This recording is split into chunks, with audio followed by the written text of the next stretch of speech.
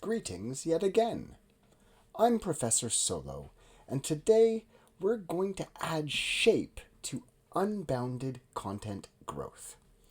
So far, everything we've done with the grid has been explicit. We defined the tracks and we chose the patterns. But real-world layouts don't stop exactly where we plan. No system can survive if it can't handle growth beyond the initial expectations.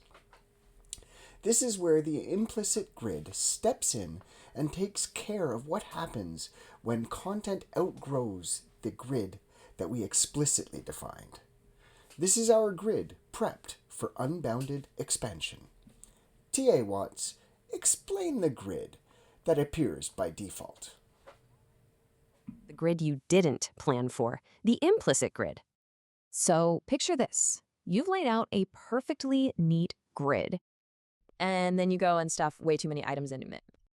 But here's the thing. Grid doesn't panic. It just makes more grid. That extra structure it builds on the fly, yeah, that's the implicit grid.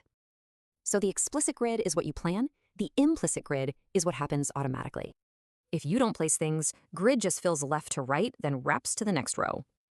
Now, by default, these new rows have an auto height, which can get kind of messy. If you want consistency, grid auto rows is your friend. It sets the size for you. And yep, implicit columns are a thing too. But we'll holster that for later. Just remember, grid always has two layers, the structure you define and the one it creates. At the end of the day, overflow summons structure. Pretty cool, huh? Nothing here is broken. Grid is doing exactly what it's designed to do. Once we understand the implicit grid, we stop being surprised by it and start controlling it. Next up, grid auto rows, because defaults are rarely what we actually want. P.S. Keep learning.